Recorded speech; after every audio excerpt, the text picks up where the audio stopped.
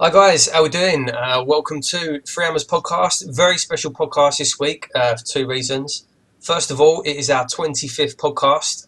So yeah, fantastic. We've been doing this for 25 weeks now. That's actually quite a long time, but yeah, it's flown past. And also, very, very special guest on the show today. We've got Jack Sullivan. How are we doing, Jack? I'm good. Much better after the win on Sunday. Brilliant. Thanks for coming on. Also, as always, with Lee. How we doing, lads? Yeah, great to be here. Thanks for coming on, Jack. It's a real privilege to have you on. We had a lot of fun with your brother last time. I'm hoping it's got to be the same with you today. Fingers crossed. Yeah. So, Jack, let's start with Bournemouth the weekend. What really nice to get a result after the Chelsea game. Just stops that rut of the losing and stuff. So, what was your opinion on the game? Yeah, no, I think the most important thing was that we won and we got the 3 points, which we did do. Possibly not in the best style we could have done it, but we are, with all the injuries, missing 6 or 7 first team players or around the first team.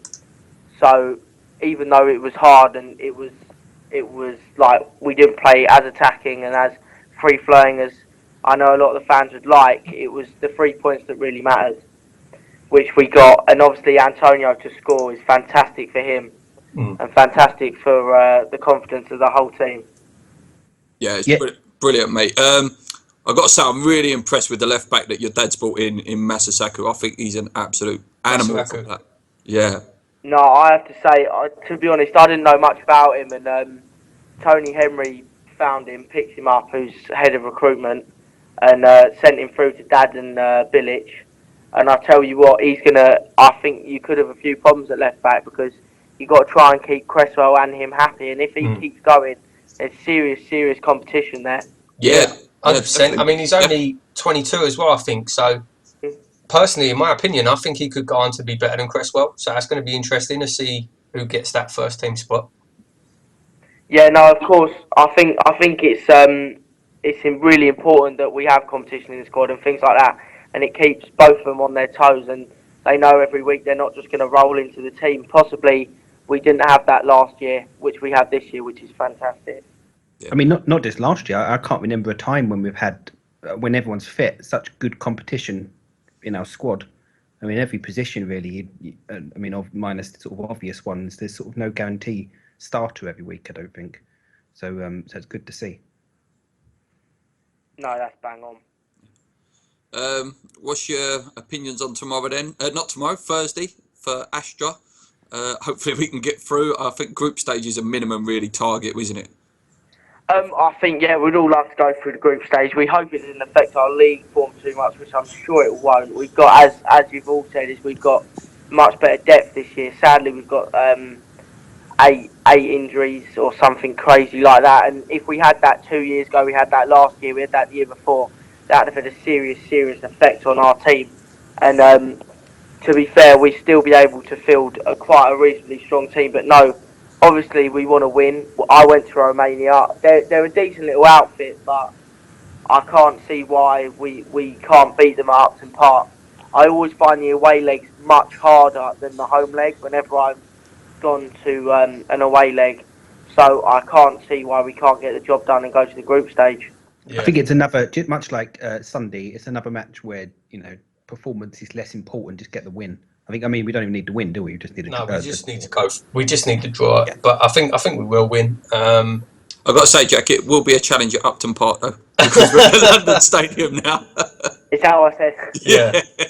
Yeah. Hopefully they turn up with the background. Yeah. One of my first questions, actually, for you, Jack, is who would be your dream opposition if we get to the group stage? Who would you really love to go away, like in a European game? Who would you like to go and see? Well, obviously there's the main ones, but I've looked at the thing and I'd go to anywhere. Obviously Dortmund, but I don't think Dortmund. I think Dortmund are with us, no? No? That's what me and Lee have been saying that for ages. That's the one ground I'd love to go and away game to. Dortmund is always the one that people pick out, but I'd go anywhere, any of the main clubs. I'm quite enjoying the to go to Romania, to go to Andorra, Malta, all places that I've never been to before, and you're treated like royalty when you go to grounds like that, because for them to play West Ham is massive. Oh yeah, definitely. Yeah, I I, went. I I think went one of the Milan teams in there as well. I'd love Inter. to go San Siro as well. Yeah, that would be Inter. fantastic as well. No, that would probably be the one I'd like to go to. Yeah. Yeah, what were you going to say there, Lee? No, I was just going to echo what he said really about because I went to Andorra last year, and despite the fact you're sort of travelling for longer than you spent in the actual country, it was good to go to somewhere that you probably wouldn't go on your holidays really, because it's a bit of a get to. Yeah, so yeah, I wouldn't mind. I don't think any club from Andorra is going to be in there, but somewhere we don't. I think the key thing, if we do get through, and it's all sort of if at the moment, but you don't want to begin to sort of Azerbaijan, places ridiculous that are sort of an 8-hour flight and sort of right on the tip of Europe, right on the edge of Europe. You don't want that on a Thursday night. Yeah, or no, Wednesday I night. think that's bang on. I think that's the biggest thing we're scared about, or because that really can take a toll on the players. Mm. I think if it's like an hour, 2 hours, 3 hours, I think the players they can adjust quite quickly. But I think when you have like silly flights like 4.5 hours, and then they have to fly home after they've played, I think that's when they can't go in and train the next day, and that's when you're going to have a real problem, and our players are going to be tired. Do the players still have to wait that 2 hours? You know, like a normal person at the airport will wait 2 hours before they get on a plane. Do players have a bit more luxury? They get straight on and go? Uh, Or? they go private, but I've actually never been with the players. We go straight off, but I think with the players, because they have all the kits and things, and they have to go through all like security. I don't think it's 2 hours. I don't think it's nowhere near that. But I reckon it'd be 45 minutes or something like that, just so they can get all the bags on Yeah, and have to all go through security and all that. cool. Next thing on my agenda, Jack, obviously the new stadium. I tweeted you actually the first day I went in there, and I said, "Tell your dad he's done a fantastic job." And it is. It's an amazing stadium. I love it. It's brilliant. It's like going to Wembley every week. How did you feel like that first night against Gonzalez when you were at that No, Bubbles? obviously it was incredible for all of us, because we've all been building to it since we really took over the club. We put in about 4 bids. Um, but we've been accepted every time, but then it's been gone back into like argument. But then no, when we finally got it, and obviously when Bubbles played out, it's surreal. It's surreal. And I went 3 weeks before, and the change that happened in them 3 weeks were unbelievable. And honestly, I think it's going to be a great home for us. Obviously, there's a few teething problems at the moment, but I think over time, everyone will learn to love it. Mm. Yeah, talking about the teething problems, obviously moving into any new ground, especially a brand new ground that's just been built or converted, I should say, there's going to be a couple of issues. Obviously, this weekend we saw quite a few pop up. What the big one that everyone's talking about at the minute, and I know you've taken plenty of this on Twitter already, but about the standing issues. Obviously, that's restricting the capacity at the minute. We can't make it the full 60,000 capacity because of people standing, etc., etc. I mean, what are your views on that? What do you think about that situation? I would like to stress it's got nothing to do with West Ham. The standing, Mm. it's to do with the running of the Olympic Stadium, and we have to get licensing from them to have it at 60,000. Um, I think we're just trying to obviously keep them happy and keep our fans happy. Mm. I think one of the other problems that a lot of people haven't picked up on, and I think it's possibly why stewards have been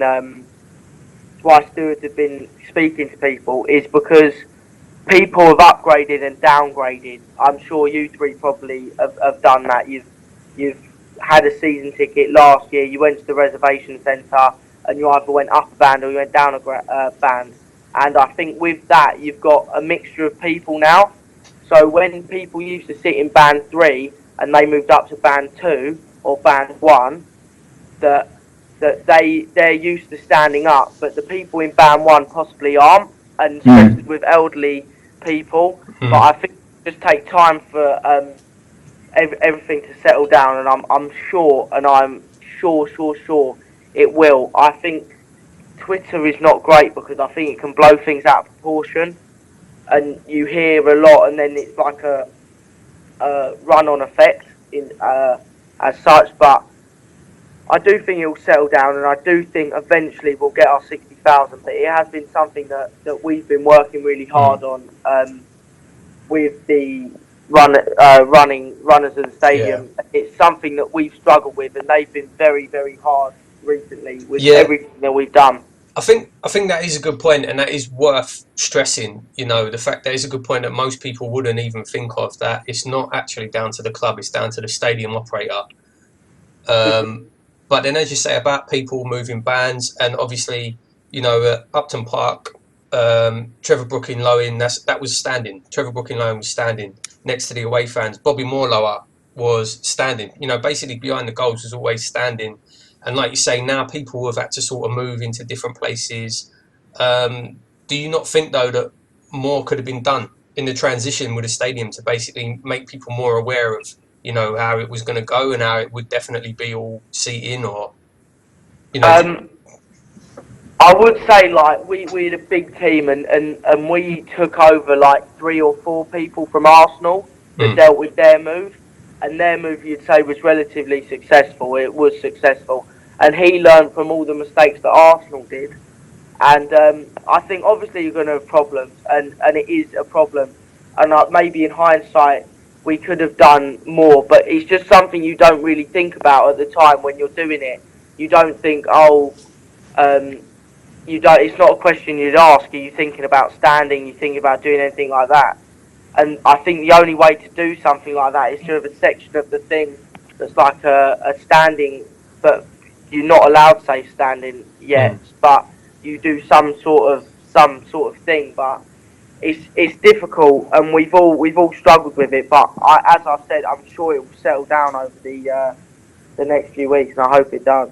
Yeah. Do you know what I've found?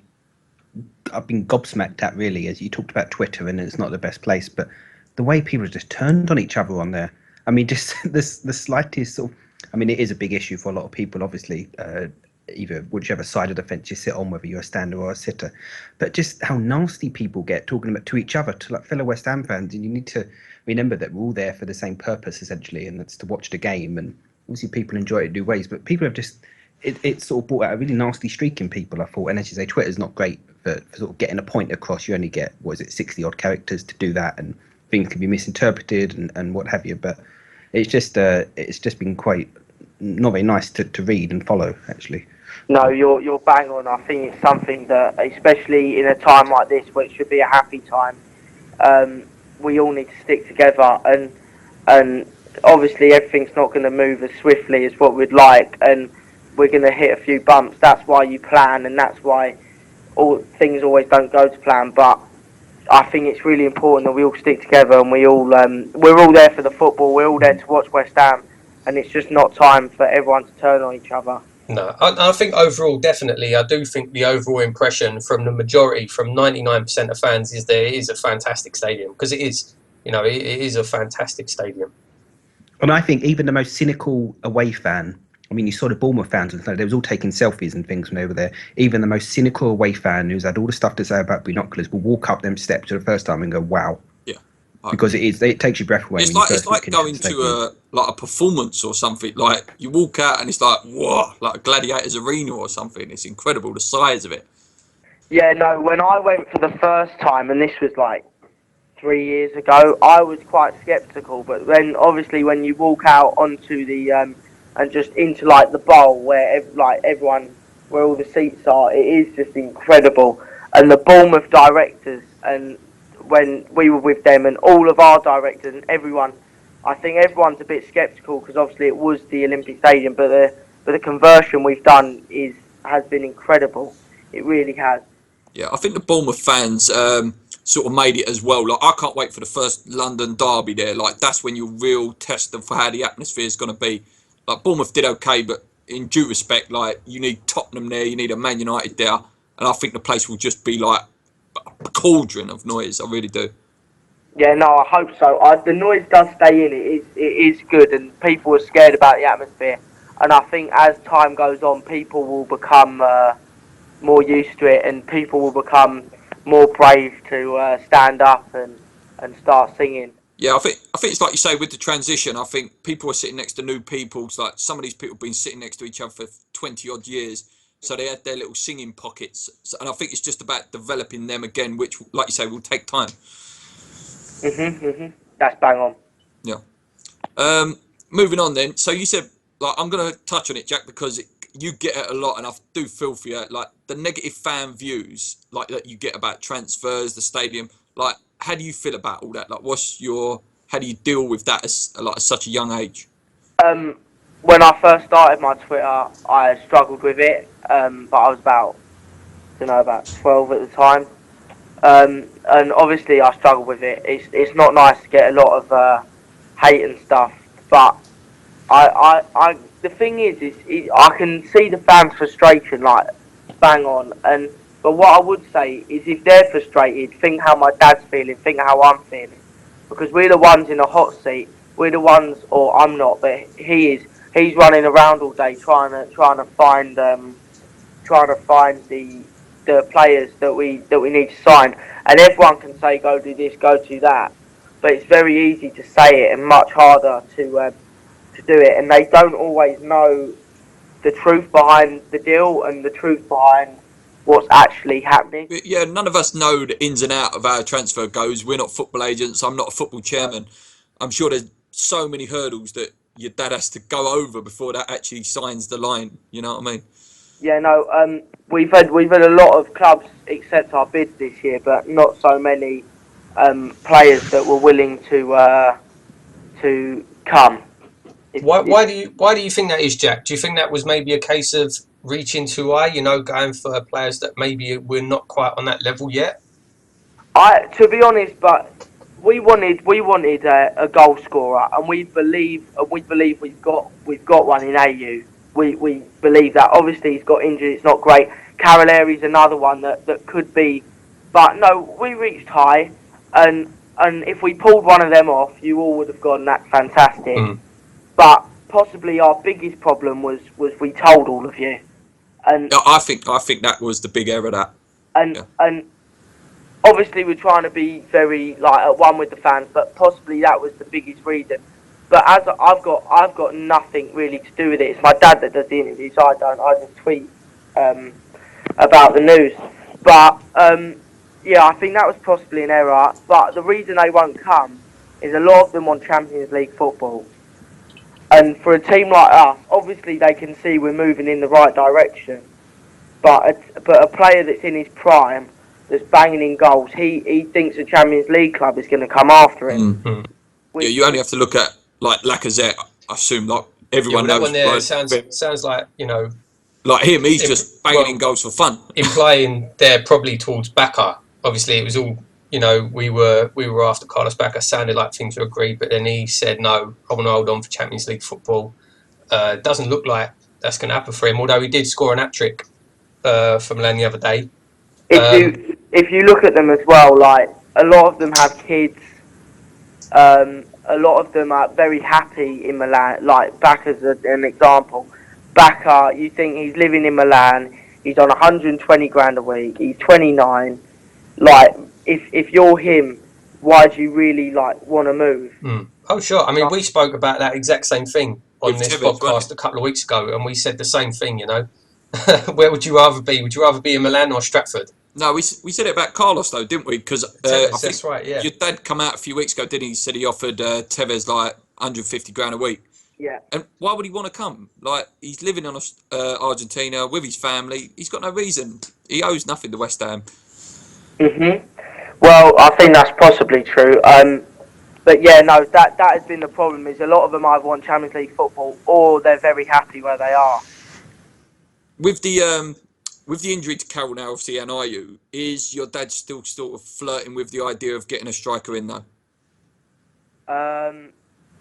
We're looking into it. It's something that we are that we want to do. But at the end of the day, you don't want to spend 20 million quid on someone that's going to come and get you 10 goals or something like that.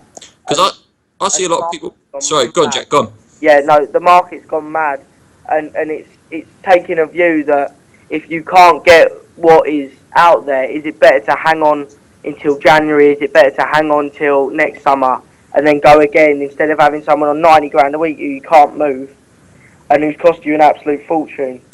You know, you say about the market going mad. What did I see earlier today? Was Johnny Evans 20 odd million? 25 million. To Yeah, Arsenal? It's ridiculous. Mental, crazy. especially at this point of the window as well, because everyone knows that everyone else is desperate, and if they sell their player, it then means that they have to go buy a replacement. So it becomes harder and harder. That's it. Do you Yeah. know, we have a pretty much weekly debate on this podcast about Andy Carroll, and I maintain I think he is that 20-man. If he could just stay fit, I really think he is that 20-man. Paul has other ideas, 20-goal man, but we seem to debate it every single week. So I'm pretty much his biggest fan. Really, I think he's sort of so unique in the Premier League, and it's such a shame that he's got injured again. Such a shame. We were with Sam Allardyce at Chelsea, and obviously Sam's the England manager now, and Sam is a massive fan of Andy Carroll. Obviously brought him in, and you would say that a manager like that who's now got the England job, if he's a massive fan of him, there must be something there. He went to Liverpool for 35 million quid, and there is obviously something there. His injuries are a massive setback, not only for us but for him. He must be doing his head in with all the injuries. But this one is not a massive one, to be honest. It's not like a 4-month job. It is 4 to 6 weeks. So he won't lose. Well, he will lose a bit of fitness, but he won't lose like massive fitness. He still had a pre-season, and I honestly can't see why he can't be. But I think if anyone else got injured for 4 to 6 weeks, I think everyone else would go, you know what, he's injured. He never normally gets injured, but I think it's because it's Andy Carroll. People do panic. Yeah, and they jump on it, I think, as well. I think you're right there, yeah. I think Antonio could cover it forward, though. I really do. I know he's obviously Slavan sees him as a right back, but I think he really could do a job up front, Antonio. I really do. I don't think you'll see Antonio at right back anytime. Well, Really? let's hope so. That's interesting because when we It was actually your brother that broke it on the show. when we spoke to your brother before, he was saying about Slav saying that he sees Bilic as a right back. Obviously, we've had that experiment. It hasn't really panned out. Hopefully, he'll be further forward in the future because that's where we all want to see him playing. We want to see Antonio playing further forward, getting them goals. You can tell he loves it, and that's the Antonio we want to see. Yeah, no, he absolutely loves scoring goals. He loves running with the ball. He loves, and I can see why Bilic put him at right back because he's very fast, he's strong, but it'll be. I don't think we'll see it very often. I think he might be back up right back, but I'm not sure if he will be playing their first choice. That's good to know. He's a fantastic right winger. And definitely. for me, he would have been in the England squad last year because Yeah, I just think we said that. Over Sterling. it gives you something completely different. If you're playing Wales is probably not the best example. You're playing Russia. They've never seen a player like that before. I've never seen a player like that before. He can honestly kick the ball 10 yards in front and beat the geezer to it. Yeah, he's like a train when he gets going. He's a train, and he's got skills as well. He's fantastic in the air. He's got a decent shot on him. He is honestly a fantastic player, and I think there's every chance that he will be in the England squad under Sam. I'd love to see it, Let's mate. hope so. I'd love to see it. The point I made to Luke at the game on Sundays when they went down to 10 men, actually there's a time for him to play right back, and that's when we're chasing the game, or it sort of makes a bit more sense when it's 0-0 and there's a few minutes to go. You can stick him at right back, and then it gives you sort of another option going forward because he's obviously going to attack more. I'm not a manager, of course, so I don't know if that's even feasible, but in my mind it kind of makes sense to have him in your back pocket. It's okay, 1-0 down with 10 minutes to go, take Byram off if he's playing, and stick Antonio at right back, and you've got to charge him forward without losing the numbers as well. But, Yeah, no, that's obviously I'm not a manager either, but Yeah. no, that makes good sense to me. I think you possibly might see that. I don't know. I think that's something quite clever. I'll tell my dad about that. Thank you. I'll have a job and all, thanks.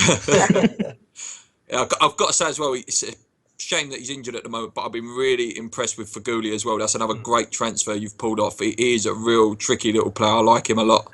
Yeah, and I'll tell you what, it was not a free. I'll tell you what.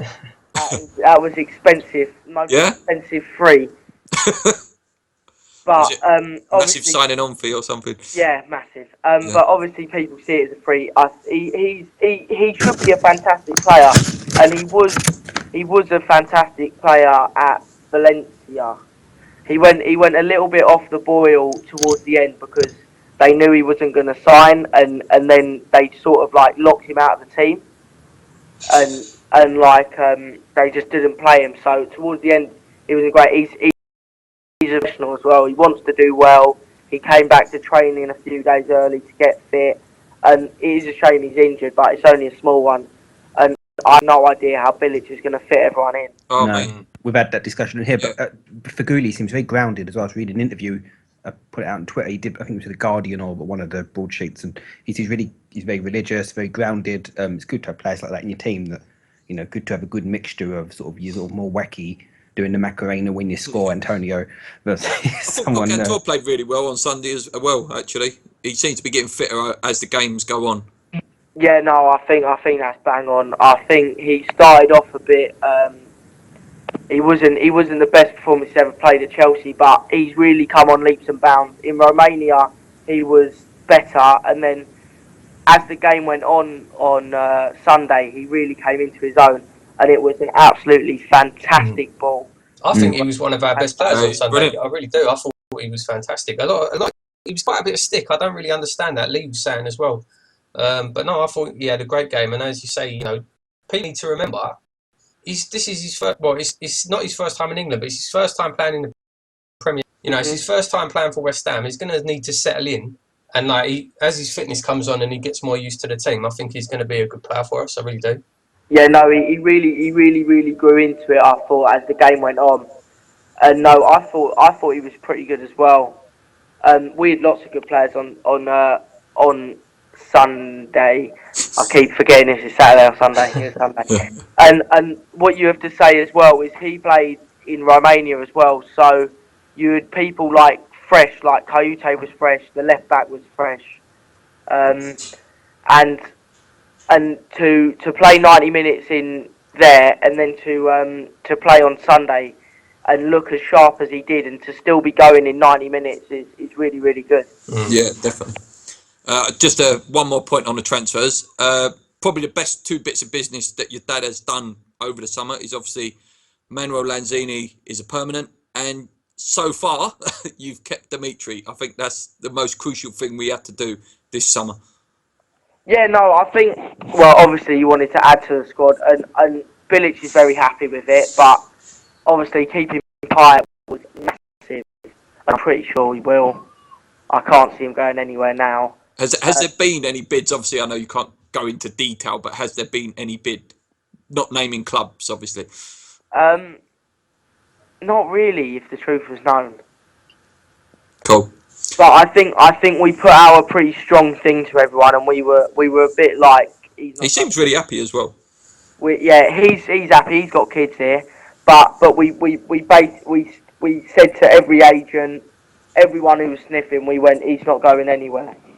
And that's great to hear. It's great to hear as West Ham fans. And I think, obviously he's going to be playing for us maybe on Thursday and hopefully on Sunday, and that should be fantastic to see him back. And I think he can see that the fans absolutely love him. Oh yeah. And as you said, an absolutely unsung hero last year, and possibly slightly overshadowed by Pyatt, was Lanzini. Yeah, and Lanzini's only like 23, I think, 24 maximum, and he's just a fantastic little player. He is. Oh yeah, I've said all last season. I was saying he's my favourite West Ham player now. And personally, I think he could go on to be like one of those elite players. I think he really could go right to the top. He's a fantastic player, Lanzini. Yeah, no, him and Pyatt and a lot of the players we brought in, they just never seem to lose the ball. Just seem to be glued to their feet. They never do a silly pass. They never do a silly dribble where they lose it. And if they do lose it, they get it back within seconds. And I think players like that are such assets to the team. You've got other players at other clubs that maybe run with the ball, they catch the eye, but then they'll do a poor cross or they'll run the ball out or they get tackled. But with them two, you never really see it. thinking back to last season, there were times sort of Everton away springs to mind, and I was there, and 2-0 down, 12 minutes to go, I think it was, and I still thought we were going to win it. I really thought we was going to win it still at 2-0 down. It was obviously down to 10 men, but because we've got those players that can do something out of nowhere, and indeed Payet set up a couple and then scored the winner, didn't he? And it was just sort of, we had that belief which we hadn't really had since probably the Pardew days, I think. We've such belief, and the squad has such belief as well. Bilic has belief, and us as a board have belief. We brought in more players to add to that, more flary players. And I think the squad's the best it's ever been. The best squad I've seen since I've been at the club, and by far. And I think if someone asked me to name my best 11 since I've been at West Ham, I think almost all 11 would be the people in this team now. Yeah, I would agree with that actually. Yeah, probably from your dad's time. Yeah, this is probably the best 11. Yeah. One more bit of news was Reece Burke signing a new 4-year contract, which is good news. Honestly, I think he is fantastic. I honestly think he is fantastic. He was unbelievable at Bradford last year. To win their Player of the Year when you're a loanee is absolutely massive, because normally they give it to one of their own. Yeah. And I think that just shows how well he did at Bradford. And Bradford were very, very, very, very close to getting promoted that season as well, and they just missed out. But he was fantastic. I watched him in Romania as well. Brilliant. When he was at left back, kicking off the wrong foot, and you wouldn't have known he was fantastic there as well. Yeah, you got young Josh there at Bradford as well. He looks a bit of a player actually, young Josh Cullen. I think he got like a Mark Noble vibe about him, like a young Mark Noble. Yeah, no, I think that's bang on. I watched him at Peterborough last pre-season, and I thought he was fantastic as well. And then I've always liked him. He's very neat and tidy. He's already been at Bradford, which is helpful that he's gone back there now. And yeah, obviously you hope he can push on. And what I would say about Reece Burke is people were very upset with Tompkins going, but to get Reece Burke any game time, you have to get rid of players like Tompkins or just so you can get some new players through, Yeah, no, same with Oxford. I actually said to my dad actually about Tompkins. I said about Burke. I think Burke's at a better level than what Tompkins was at 18. I remember Tompkins making a lot of mistakes when he first come through, and we've not seen that from Burke yet. I think Burke's at a slight better level. I would agree with that. I did like Tonks, though. He was a good player, but I agree that if you want to get these youth players through, you've got to move on some of them players. Tompkins was a proper West Ham boy, wasn't he? Yeah, he was. And he's been there since we started. And obviously it was a sad time to see Tompkins go, because he was there during our championship days, and he's been there the whole time. But if you want to see them come through, you've got to let some players go, and you've got to decide who you want to let go and who you don't. And it's in a way it's a shame that we've got two fantastic centre halves that have both come out of the youth team instead of around the pitch. But hey, it's a fantastic problem to have at the end of the day. That is, because like you got Ginge as well. Like I think he's 33 today. Ginge, wasn't he? 33 today. Like he's still amazing player. I love Ginge. Well, like a centre half, you'd probably think peaks at 25 to 30, I guess, doesn't he? So they've definitely got time in their hands, both of the Reeses. Yeah. Yeah, no, I've always said with Collins, Collins will teach the young ones, but I think Collins defensively is one of the best defenders I've ever seen. Yeah. He's possibly like passing out the back, which I think he's actually improved, but he's fantastic. He blocks everything. He doesn't care where the ball hits him, as long as it doesn't go in the back of the net. I think that's a huge asset. Definitely. I remember being gutted when we sold him to Villa.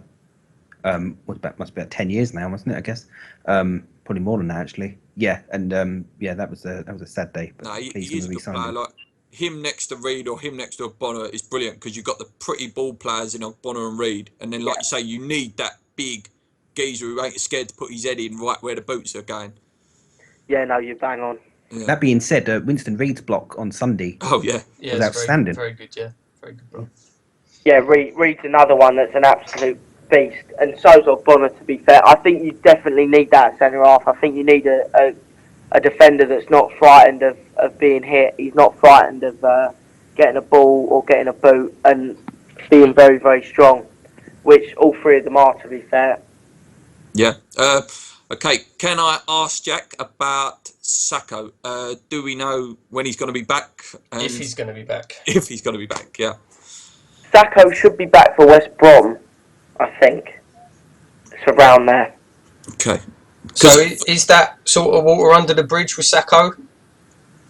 Obviously is there a chance for him to come back into the team, or? I think yeah, Sakho for me is one of our best strikers. Yeah, no, I like him. I like him a lot. And I think he's a really, really, really good good player. And the way that we love him, and it's just him got to go, and he's got to go do his job, and he's got to go banging a few goals. And he's got to prove to everyone, he's got to prove to West Brom, injury prone, he's this fantastic player that they've seriously missed out on. And I can't see why he can't come and do that with us. Yeah, no, mate, I really did like him when he come through. I think he's just a player for me that needs an arm around him and told, look, you're a good player, go and get 15, 20 goals. And I think that's all it is with him. I think he sometimes has a little bit of lack of confidence in himself, and that's why, if the things have happened, that's why they've happened. Yeah, maybe. I don't know. Yeah, obviously you can't divulge, but yeah. Right, we asked it to your brother Jack about his future and stuff, and he sort of went into about what you're doing. So what are your plans now with the club? Like, do you see yourself as the chairman, say, in the next 10 years, 20 years or whatever? I would love to be chairman of West Ham United. Dad's got no, he doesn't want to sell it. He wants to be here for the long term. He wants to be here all through the journey. We believe we're the best people, unless some billionaire comes along who's going to spend £1 billion on the club. But we believe we're the best people. We've been in the industry for 22 years now, and you look where Birmingham are now and where Birmingham was left under my dad, and Birmingham finished 8th the season my dad sold it. And we've got nothing to sell it. But I am next year, or September, I'm doing 3 days a week at West Ham, going through to every department and learning how it all works. So I don't know where that will take me, but I think I'll have more of an active role next year. And then as the years go on and as my dad gets older, I still think he'll overlook it all. But I don't know. It'll be interesting to see what he does. Would you ever? Oh, sorry. Yeah, go on. So I was going to say, would you ever consider? It's not. It's kind of a loan, I guess. Going to another club to get some experience. Yeah, no. It's something we spoke about as a family. Possibly a lower level club, and to do something there. We know a few people, and it might be possibly something to look into, and it will be an interesting thing, a venture for me. And if Dave wanted to come, I'm sure Dave would be gladly welcome. But no, that would be something to look into, because that's the best way to learn, I think, and that's how my dad learned at Birmingham, and he had no idea about it. He thought he had an idea, but until he was at the reins and he was doing it himself, that was when he started to learn properly. Yeah, I guess you're probably in an even better position than your dad was when he started, because obviously you've got your dad there to learn off. You are at the club, you can sort of start to get involved in the day-to-day. So that's quite a good advantage. It's quite a good leg up for you as well. Yeah, no, obviously my dad came in from nothing, just business. And the fastest thing he learned is you can't run a football club like a business, because it doesn't work. Because you cut your costs and you get relegated, and then the relegation costs of the cutting the costs, they don't add up at all. But that was one of the biggest things, and he's always taught me to run it like a football club, because you can't run it like a normal business. But no, obviously I've looked over his shoulder for especially the last 6 years since we've been at West Ham, and probably the last year of Birmingham. I've looked over his shoulder and probably more intently. And I would like to say I've got a pretty good knowledge of the football club and a lot of football clubs and how agents work and how I've got agents. I have one texting me today, and it's a bizarre situation for me and Dave to be in, but something we both embrace and something that we're both very interested in, and we feel like we've got a decent scope and knowledge already. But I'm sure once I work at West Ham, I'll be much more knowledgeable than what I am now. That's good. You're very lucky, lads. You know, it's a position we'd all love to be in.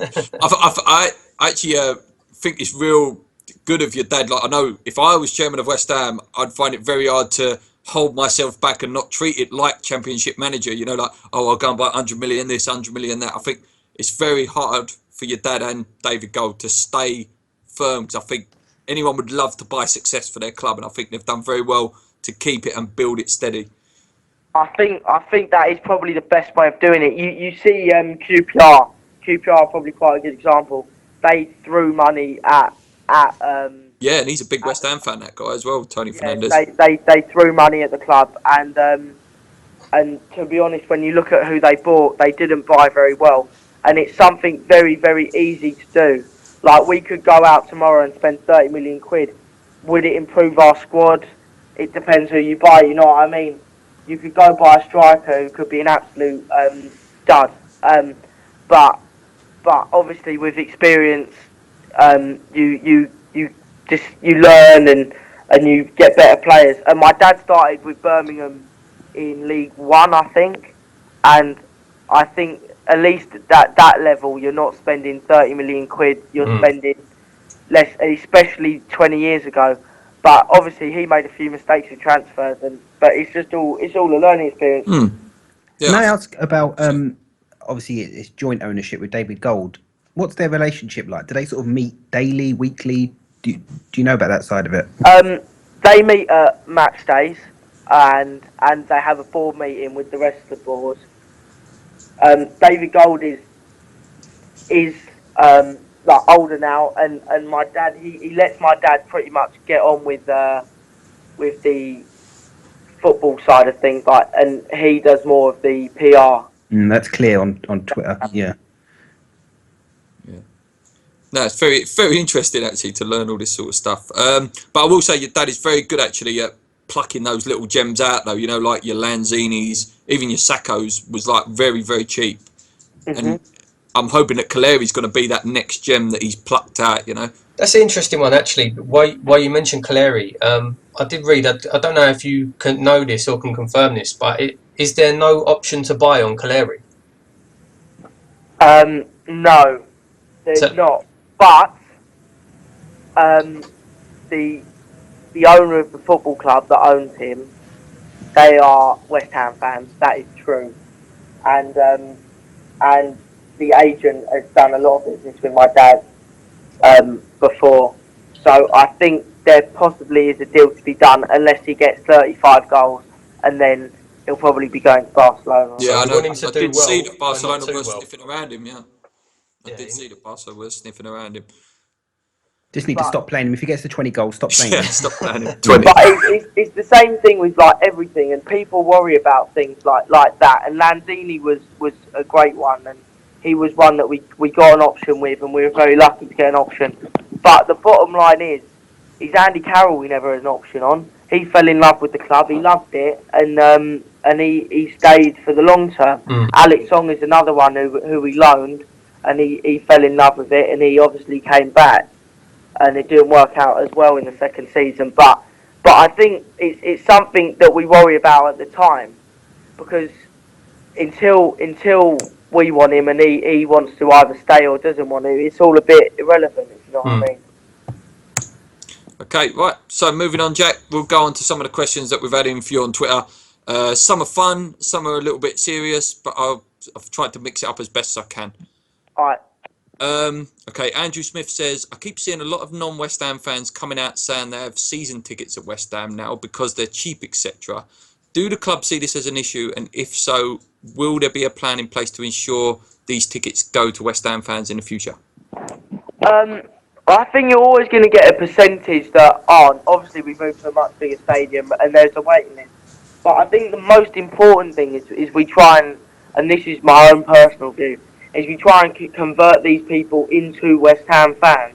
Like, I know some people that went last week, and people that, one of which doesn't even watch very much football, and he fell in love with it, and he said he's going to go every weekend now because he really, really enjoyed it, and he thought it was something different, and he didn't expect it at all. I think it is a slight problem, but at the end of the day, it's not a massive one because you've got to convert people to falling in love with the club, and there's lots of people at the club that have fallen in love with it, and I can't see why we can't convert other fans into being West Ham fans. Like, I'm probably a prime example, and maybe a different section, but and a lot of kids are similar to me, and that's why we've done the £99 season tickets. A lot of kids they're not sure who they supported, and obviously as time goes on, you want to persuade kids to, because that is the future of the club. Yeah, no, and it's worth pointing out as well. Was it Adam asked the question? Sorry? Who was it asked the question? Adam, was it? Andrew. Andrew, yeah. It's worth pointing out as well. I mean, me and Lee said this before. You can't. It's impossible to restrict. You can't say tickets are only for sale to West Ham fans. How do you prove they're West Ham fans?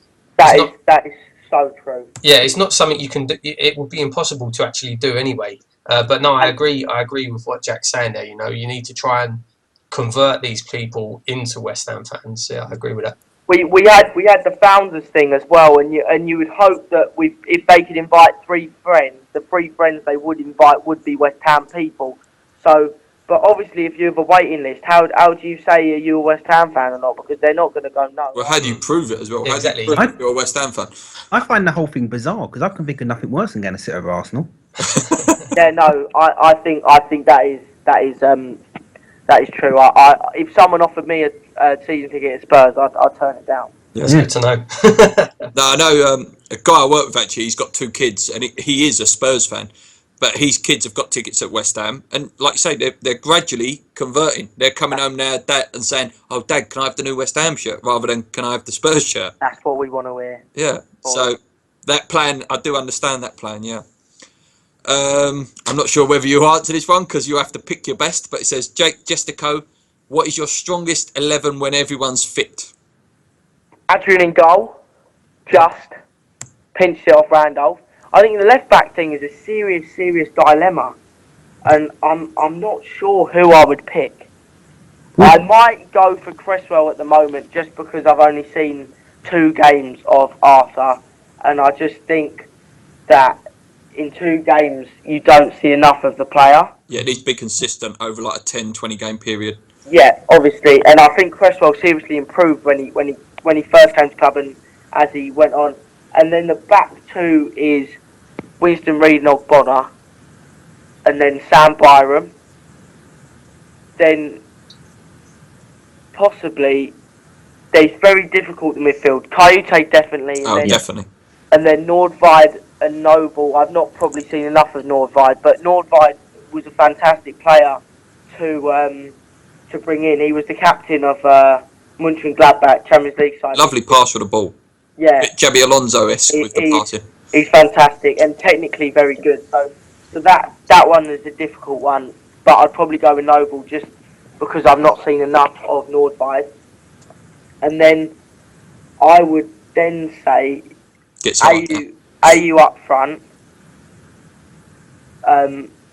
Lanzini, Payet, and Antonio. Yeah, it's a very good team. Very good team, yeah. Feghouli just missing out, but then you've got a great bench. Yeah, you've got a great bench. I actually agree with that team 100%. I think that's bang on. Can I just ask a slightly connected question? We've discussed it a few weeks ago, and it has been we talk about squad depth. Would you like to see a winter break? No, I wouldn't.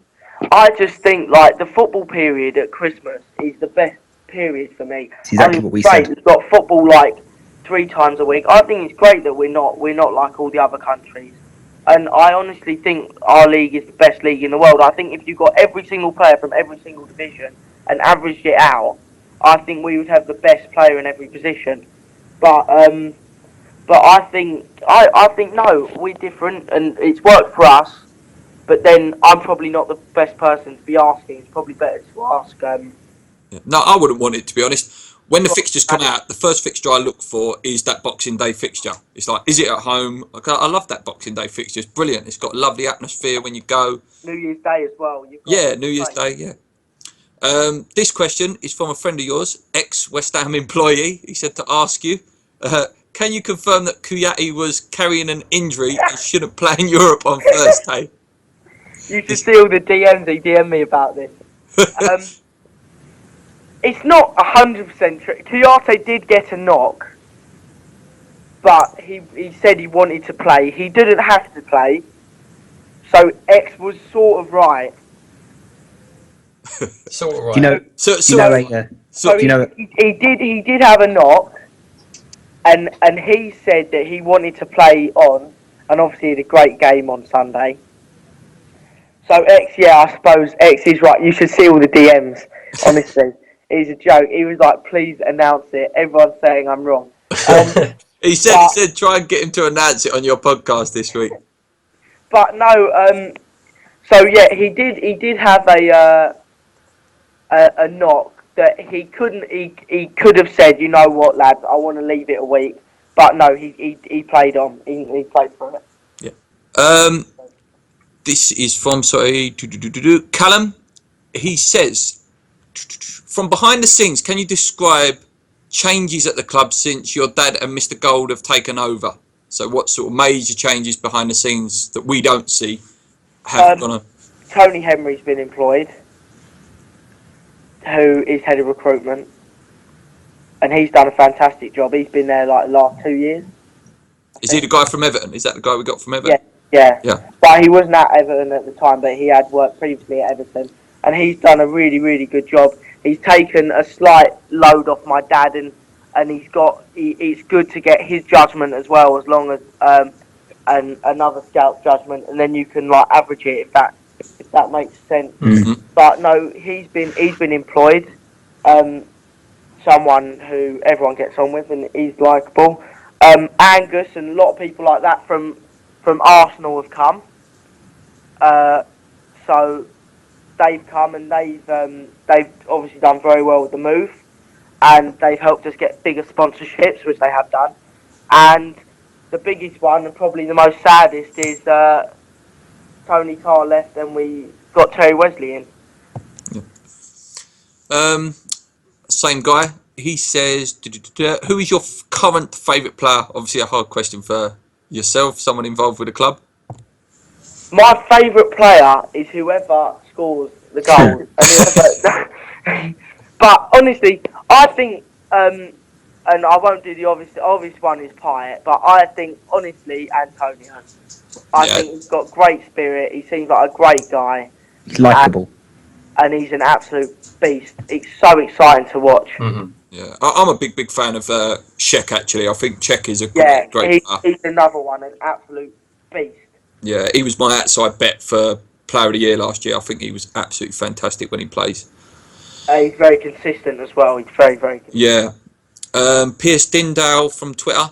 Is there any news on the naming rights of the new stadium? Any truth in Tesco's or the Mahindra rumours? Okay, again, we have nothing to do with this. Nothing. I think we would have probably found someone if they gave us the opportunity to. So we are as in the dark as everyone else. Wow. It's whoever they pick, but they've struggled to get a sponsor, and we would preferably not like one. But at the end of the day, if they find one, they are the stadium owners, and they can do it. That's amazing to hear. That is amazing to hear that they haven't been able to find a sponsor. I mean, for a Premier League club, potentially playing in Europe, obviously playing in the Premier League, although Europe you can't advertise a sponsor anyway, but Premier League, obviously biggest league in the world, brand new stadium, massive iconic stadium. I find that incredible that they haven't been able to find a sponsor. That's amazing. I think if they gave it to us to find one, we would have found one. But yeah, I'm sure. That's amazing. Yeah, it's a shame that it can't be like a subtle touch of like the Bobby Moore Foundation Stadium or something like that. Yeah, Obviously, no, I think, to be honest, I think that would be a really nice thing to do. And if they can't find someone, I can't see why they can't give it to a charity or something like that. I think that would be really, really nice and would be great publicity for them and for the charity as well. So can I ask actually, who picked the London Stadium? Was that the operators? The operators have done everything like that. One of the biggest things with that is, for some reason, it can't be called the Olympic Stadium. I've been told. And Yeah, I we've think been told. the Olympic thing is trademarked or copyrighted or something. Trademarks or copyrighted. Yeah, exactly. And so we haven't. So they haven't kept it. But I think it'll be like Upton Park. Its technical name was the Bowling, but a hell of a lot of us called it Upton Park, including myself. And I found myself getting caught out towards the end when it was Farewell Bowling, but I was doing Farewell Bowling and Upton Park in the same tweet. Quite bizarre. And it will always be the Olympic Stadium, when it? Let's be frank. To most fans, it's always going to be the Olympic Stadium. Yeah. can I ask about, as you were talking about the stadium there, can I ask about what your feelings were that last night at the Bowling Ground, just while we're talking about the stadium? It was weird because someone I knew actually came after. He was in James Collins' box, and he came on, and I honestly didn't want to speak to him. I thought it was quite a sad and emotional day, and for a lot of people at the club that have been there for 20 odd, 40 odd, however many years, it obviously was very, very, very emotional, and it was a sad day for us all. But I am in the mind that this is the right move for the club. We will not be left behind as such, and I think if you've got a bigger stadium, more impressive stadium, even though the money, technically we only get another £12 million, but I do think the sponsorships and things like that will increase because of it. But obviously for all of you lot, I've only been there 6 years, and for me it seemed like home. Yeah, it was amazing. It was amazing. It's a funny thing. It was seriously sad. Sorry. No, it's all right. It's a funny thing that, like, our generation, we were in our early 30s, we've never seen West Ham win anything. We was too late for 1980s. So we don't have that sort of connection, which when I talk to sort of my dad and my father-in-law and people like that, and our dads that have seen real success at Upton Park, you I don't want to go over old grand, but there was a very obvious difference between people's feelings towards moving. Saying that, I mean, I'm man enough to admit that I cried when the final time whistle went, and I also cried when they played the Frank Sinatra song with the footage of the last game. So yeah, it was a very emotional night. What I tell you, what got me was the Bobby turning off the lights. That was a bit special. That. Yeah, no, that was. I saw it the day before, but yeah, no, it was seriously a really emotional day. And when I went down on the pitch, it was quite bizarre, the feeling that I would never come back here again, and I'd never cheer West Ham here again. It was just unbelievable. The car park that night, I was walking around and it's like, oh, there's Tony Cottee, there's Ian Bishop, there's Paolo. It's the who's who of West Ham. Unreal. It's just unreal. All these famous players all around. That by far was the best atmosphere I have ever been to at any football stadium, though. Oh, it's incredible. When it started, everyone in their t-shirts and when everyone was like, the atmosphere for the first 45 minutes, and then it dipped a little bit, but obviously not much. But then when Winston Reid scored, unbelievable. And then the closing, I don't know what you'd call it, but that was very special as well. Definitely. Okay, moving on. Nathan says, is there any chance currently of a marquee striker coming in and as Antonio up front ever been considered? My dad has a massive belief that wingers can become strikers. Thierry Henry is obviously the prime example, but that sounds a bit silly. Wingers that get goals and that are big and strong and tall can become strikers, is probably a better phrase. Will a marquee signing be done? I would say it was unlikely, to be honest. Not impossible, but see who comes up in the next bit. But as I've said, the money is not really there, but we could find it if that If the right deal was there. right deal was there. But it's not really there. Like last year, we lost £5 million because towards the end we saw like Antonio came up and Moses, and we signed 4 players on the last day when we thought we were going to get none at one point. But I'd say it's unlikely. But Antonio up front is something that I think Bilic has started to think about, and we might see it. But everyone has said AU has been bought in to play up front. Yeah, let's just hope he gets back fit and firing, and let's hope. Can I ask Jack? Was we ever in for Ibra at all? Because there was real belief that Ibra may come to West Ham at one point. There was a little bit, but I could tell you stories about loads of players that there was at some point there was a chance, and if you were in my house, you'd realise how many players that come on wanting to come to us, that agents that say they can get him to come to us.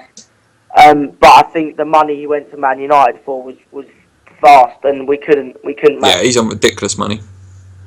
Yeah. Diafra Payet, great name. Apart from the playoff final, what has been your favourite moment since your dad has taken over? And how was that playoff moment when you walked out? Yeah, I walked out as mascot that day, which was incredible. And that noise there for the players, I was passing the ball around with Dave and Kevin Nolan.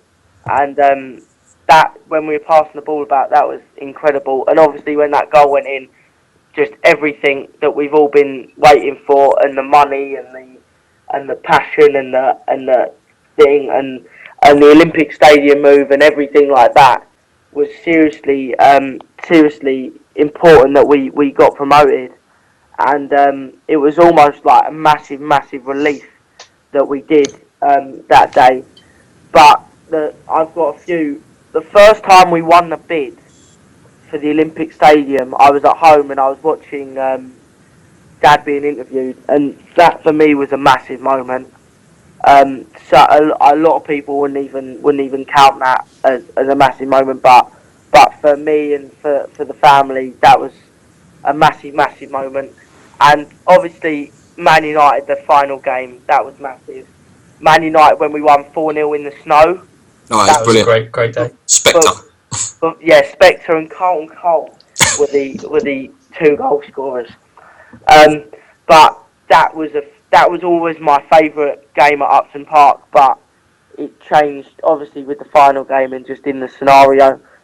Everton away last year was another one, absolutely unbelievable. 90th minute, Dimitri Payet, after he was absolutely hacked down 3, 4, 5 months before. But there's been a lot, but they are the ones that spring to mind. Yeah, I've got to say, for me, like since your dad's say been about, it's got to be the Tottenham away when Rav scored that absolute cracker. How have I forgot that? That 3-0 was unbelievable. That the noise. We were in the away end, and both of us thought it was going to have a heart attack when that goal went in. The noise was just unbelievable. The noise. And just to see all the Tottenham fans all leave as well. There's like 4 of them still there. And, it's such a shame about Rav as well, because he had so much potential to be a great player for us. Yeah, he's got an interesting. I'd be interested to see how he does at Lazio. He struggled last year, I think, a little bit. But if he can get his head down, he's 24 now, so it's a bit like make or break time for him. Yeah, now or never. Yeah. Next question from Dave on Twitter. If all else fails, can we get Carlton Cole back on loan? On loan, I don't think he's got a club, so we might struggle with that. But I don't know. I think I'm not sure. Bring him back just to sit in on the bench. Just to be that character. On the bench. Just to be there. I loved Carlton. I thought he was an absolute character. Brilliant. So he's another one. Above me, I've got the picture of in the changing room after we got promoted. And there's Carlton Cole holding the trophy in the middle, smiling. And that is typical Carlton. Like, he just loved playing football. He was just one of those sort of guys. He knew how lucky he was, and he just loved playing football.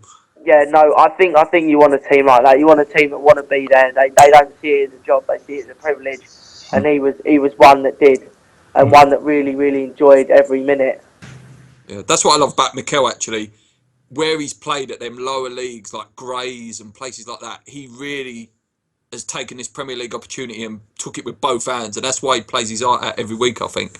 All he does is smile as well. Coyote's another one. They always say that when Coyote first came, they all saying he's not wiped a smile off his face for the first 2 months or something. I love the Clara Ward thing. There, we got paid. That was just genius.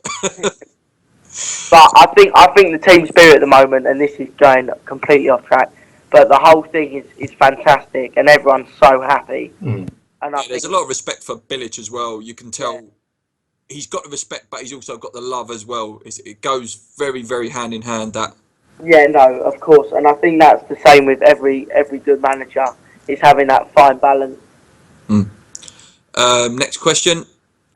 Are the Ball going to investigate the medical and fitness of the team as there's so many injuries all the time?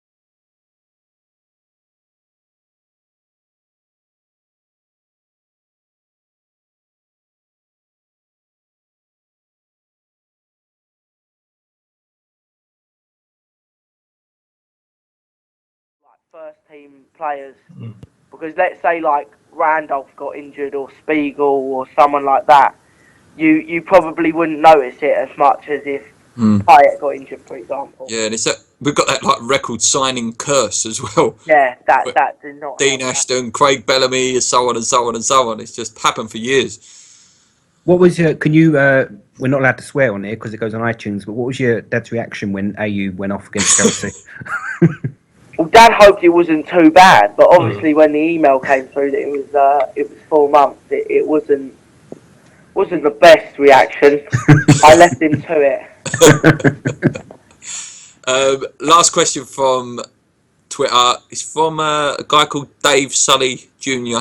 I don't know who that is. He says, "How's Nikita?"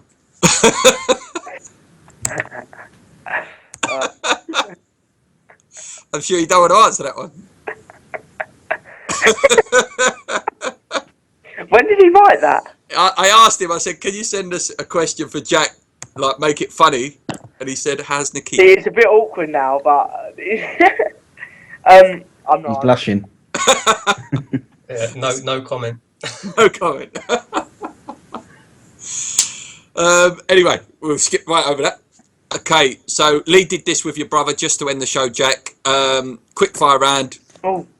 And then that will be it for us. Yeah, so go, we've all done, actually all three of us have done this, and we did it with your brother as well. So whenever we have a guest, we do this. So very quickly, just answer which one is you. So as an example, tea or coffee? Tea. Laugh it off or sulk for weeks? Laugh. Spend or save? Spend. Decanio or pay it? Pay it. Call or text? Text. Morning or evenings? Evenings. Think before act or act before think? Act before think. Club or country? Club. Gold or Brady? Oh. Gold. Oh.